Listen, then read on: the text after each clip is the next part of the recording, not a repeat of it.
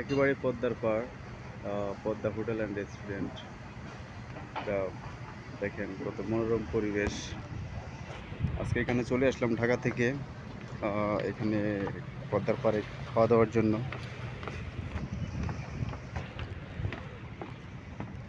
দেখেন একেবারে পদ্মার পাড়ে নদীর ধারেই। আমরা আসলে ওইদিকে আরও অনেকগুলা হোটেল আছে, ওইগুলোতে বসিনি, আমরা একবার এই ধারে যেটা ওটার মধ্যেই আসছি। তো দেখেন নদীর যে ভাটা আছে, যে জোয়ার আছে, জোয়ারের পানিগুলো কি সুন্দর করে আসতেছে।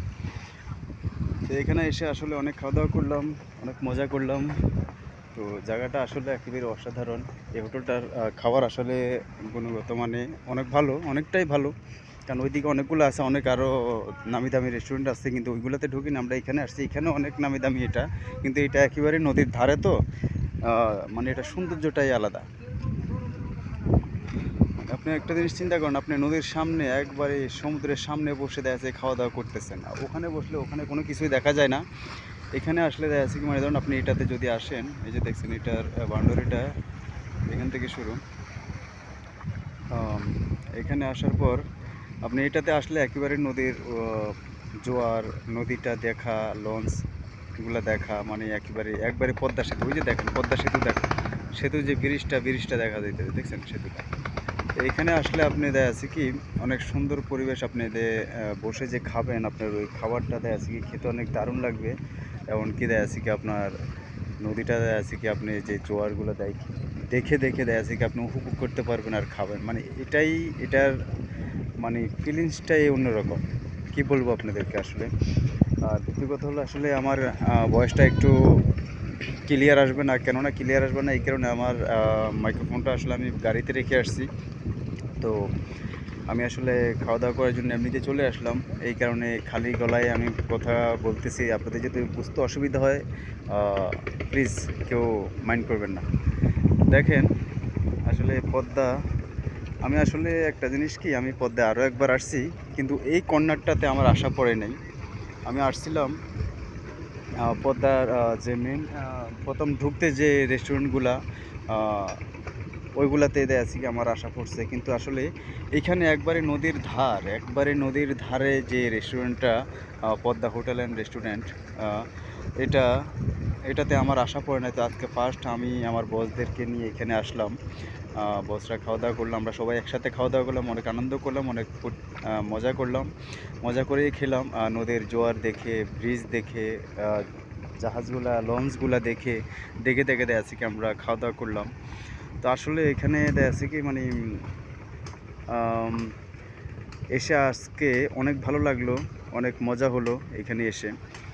দেখেন এই নদীর ধারে যে ঘাটে যে লঞ্চগুলো আছে, দেখেন এই যে এগুলা, আম, এই ছোটো ছোটো ট্রলারগুলো দিয়ে মানুষজন দেখা যাচ্ছে কি একটু ঘুরে নদীর মাঝখানে যায়, নদীর ওই পারে যায়, গিয়ে দেখা যাচ্ছে কি একটু ঘোরাফেরা করে। তাই অনেক ভালো লাগে।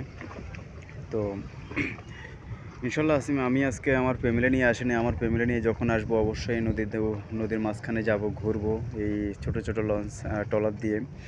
তো আসলে অনেক ভালো লাগলো আজকে এখানে এসে। আপনারা অবশ্যই আসবেন।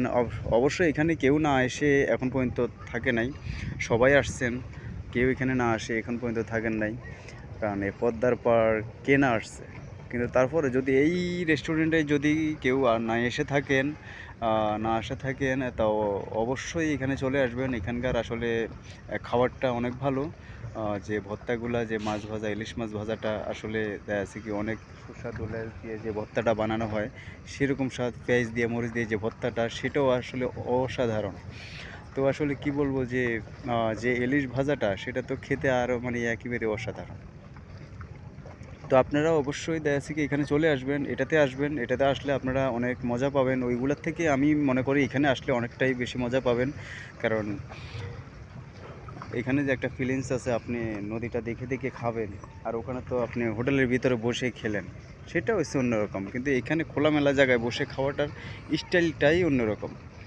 তো প্লিজ আপনারা আসবেন এখানে। আর ভিডিওটা আসলে যদি আপনাদের ভালো লেগে থাকে, অবশ্যই দেখা যাচ্ছে কি লাইক কমেন্ট করবেন, অবশ্যই শেয়ার করে দিবেন।